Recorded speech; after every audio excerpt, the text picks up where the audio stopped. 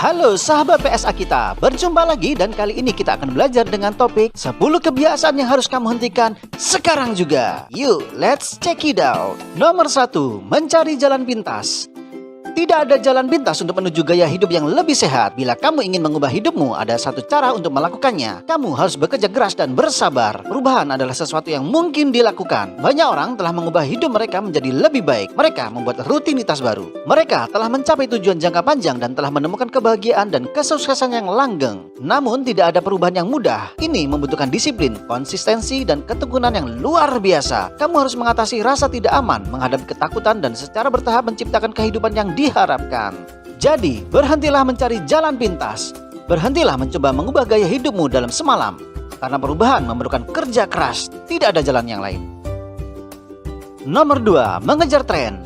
Apakah kamu seorang yang trendy? Apakah kamu ingin menjadi keren atau menarik? Banyak orang mengubah hidup mereka untuk memberikan kesan tertentu atau sekedar menarik perhatian orang lain. Kamu memilih pekerjaan yang dihormati orang lain. Kamu mengenakan pakaian yang disukai oleh orang lain. Pendapat orang lain sangat penting buatmu karena kamu menganggap ini sebagai informasi tentang harga dirimu. Bila mereka tidak menyukainya, kamu mungkin kesulitan menyukai diri sendiri. Namun tidak peduli seberapa keras kamu mencoba menyesuaikan diri, trendy bukanlah identitas. Faktanya, semakin keras kamu mencobanya, semakin kamu menekan rasa unik yang ada pada dirimu, kamu bisa jadi kehilangan kontak dengan hasrat, pendapat, dan gaya pribadimu. Semakin berupaya menjadi populer atau menarik, maka kamu akan semakin bingung dan tidak jujur pada identitas diri sendiri. Saatnya berhenti dan mulailah bertanya pada diri sendiri, apakah aku menikmatinya? Apa yang membuatku bahagia? Ini adalah pertanyaan penting untuk membantumu membentuk rasa diri yang kuat dan unik dari semua orang di dunia ini. Jadi, jangan takut untuk melawan arus. Berhentilah memikirkan apa yang populer dan mulailah berpikir tentang apa yang membuatmu berbeda. Dengan begitu, kamu dapat berpenampilan, bertindak, dan merasa sebagai seorang pribadi yang unik.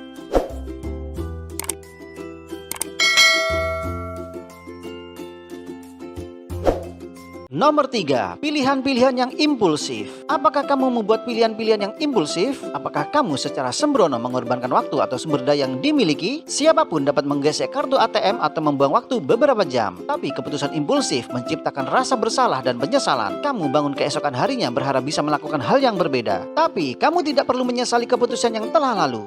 Bila kamu berpikir dengan hati-hati, kamu bisa bangga dengan pilihan-pilihanmu. Alih-alih merasa bersalah, kamu dapat menghindari setiap situasi yang beresiko dan mengetahui bahwa kamu telah membuat keputusan yang tepat. Tapi, bagaimana cara melakukannya? Bagaimana kamu secara konsisten membuat keputusan yang baik? Sebelum membuat keputusan apapun, besar atau kecil, luangkan waktu 5 menit untuk diri sendiri. Selama 5 menit tanyakan pada diri sendiri, apakah aku akan menyesali keputusan ini besok? Bila jawabannya tidak, kamu dapat bergerak maju dengan hati nurani yang bersih. Namun, bila jawabannya iya, saatnya untuk pergi dan tinggalkan. Nomor 4, kompromi yang menakutkan.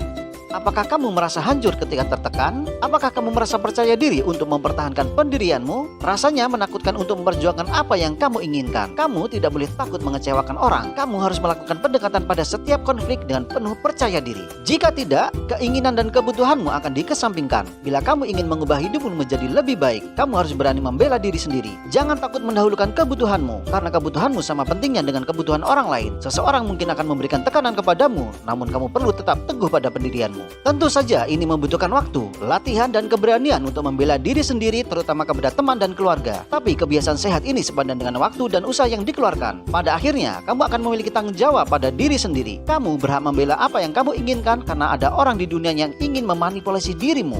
Ada orang yang ingin mengendalikan dan memanipulasi dirimu kecuali kamu memiliki kemauan yang cukup kuat untuk membela diri sendiri. Kamu mungkin akan menghabiskan hidupmu di bawah pengawasan orang lain. Nomor 5, nasihat yang munafik. Apakah kamu mempraktekkan apa yang kamu omongkan? Beberapa orang mengajari orang lain cara menjalani hidup mereka. Mereka melatih teman dan anggota keluarga mereka, memberitahu mereka cara memecahkan masalah. Anehnya, mereka jarang menerima saran mereka sendiri. Sebenarnya orang ini memberikan nasihat bukan karena mereka memahami sesuatu yang istimewa tentang dunia, namun karena mereka perlu merasa dirinya penting. Orang-orang seperti ini ingin dikagumi karena kebijaksanaan atau wawasannya. Mereka ingin menempatkan diri mereka pada posisi menguasai. Tidak peduli seberapa munafik mereka terdengar, selama mendapatkan perhatian dan rasa hormat, siapapun dapat mengucapkan kata-kata bijak umum. Siapapun dapat memberitahu kamu cara memecahkan masalah, tetapi hanya sebagian kecil orang yang benar-benar mempraktekkan apa yang diucapkannya. Jika ini terdengar familiar, Berhentilah memberikan saran kepada orang lain. Berhentilah mencari perhatian dan rasa hormat dengan mengajari orang lain cara hidup. Alih-alih memberitahu orang lain apa yang perlu dilakukannya, selesaikan masalahmu sendiri. Dengarkan diri sendiri karena kamu memahami dengan lebih baik masalahmu sendiri dibandingkan siapapun. Nomor 6. Takut akan kelangkaan. Apakah kamu memiliki pola pikir yang langka? Apakah kamu khawatir tidak ada cukup kesuksesan untuk dilakukan? Banyak orang menyerah pada mimpinya karena takut gagal. Mereka takut menginvestasikan upaya ke dalam sasaran mereka dan tidak menghasilkan apapun sebagai imbalan. Dengan kata lain, mereka percaya bahwa kesuksesan sangat langka. Peluang untuk mencapai kesuksesan tampaknya tidak mungkin, sehingga mereka tidak bersedia mengambil resiko atau menginvestasikan waktu untuk mencapai tujuannya. Pola pikir yang merusak ini adalah alasan mengapa banyak orang tidak berhasil. Mereka menghindari peluang karena mereka yakin kesuksesan merupakan pertaruhan yang tidak mampu mereka ambil. Tetapi kesuksesan tidaklah sesempit yang kamu pikirkan. Bila kamu bekerja keras dan bermimpi besar, akan selalu ada cukup peluang untuk dilalui. Alih-alih berpikir dalam hal kelangkaan, pikirkan dalam banyak hal. Dunia ini penuh dengan pengetahuan, uang, dan peluang. Percaya pada masa depanmu bukanlah suatu resiko atau pertaruhan. Nomor 7. Khawatir terus-menerus. Apakah kamu merasa khawatir terus-menerus?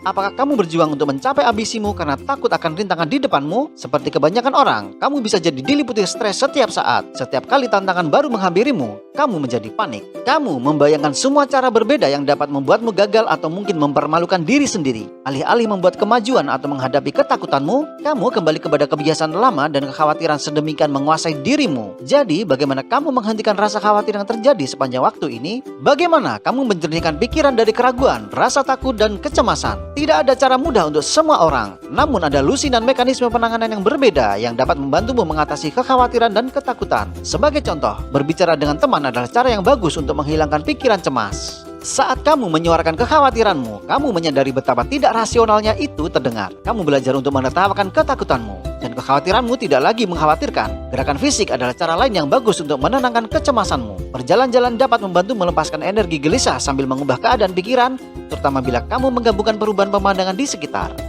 Melangkah di luar ruangan bahkan selama beberapa menit saja dapat menjernihkan pikiran dan mengarahkanmu ke jalur yang baru. Nomor 8. Pengorbanan yang sia-sia. Apakah kamu adalah orang yang menyenangkan? Apakah kamu merasa tidak enak setiap kali harus mengatakan tidak? Ini adalah jebakan di mana banyak orang jatuh ke dalamnya. Bila seseorang meminta bantuan, kamu mungkin akan berkata ya. Mengapa? Karena kamu khawatir tentang apa yang orang lain pikir dan rasakan. Kamu secara teratur mengkompromikan hidupmu untuk menghibur orang lain. Kamu mungkin takut mengecewakan mereka. Kamu mungkin juga khawatir tentang status sosialmu. Bagaimanapun, kamu mengorbankan waktumu demi orang lain, tetapi tidak ada yang menginginkan atau membutuhkanmu untuk melakukan pengorbanan ini. Orang-orang dapat menangani diri mereka sendiri, bukan tanggung jawabmu untuk menyelesaikan masalah mereka.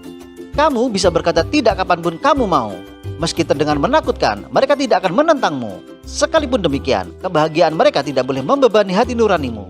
Dengan kata lain, kamu tidak perlu merasa bersalah. Kamu berhak membuat keputusan secara mandiri. Jika kamu ingin berkorban, jangan biarkan siapapun menghentikanmu. Bila tidak, keputusan ini penuh berada di tanganmu. Nomor 9. Meja makan.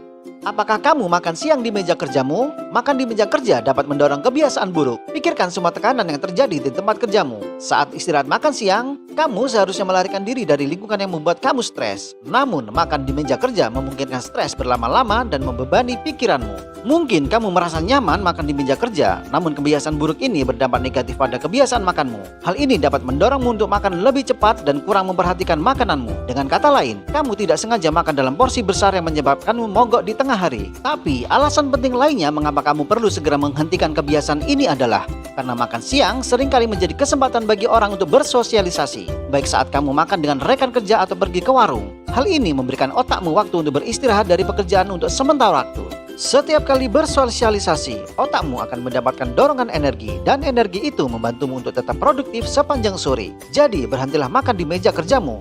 Ubahlah lingkunganmu dan cobalah bersosialisasi dengan orang lain sehingga memberikan waktu otakmu untuk beristirahat sesuai dengan kebutuhannya secara layak. Jika tidak, kamu mungkin menghabiskan sepanjang sore dengan perasaan kenyang dan lesu.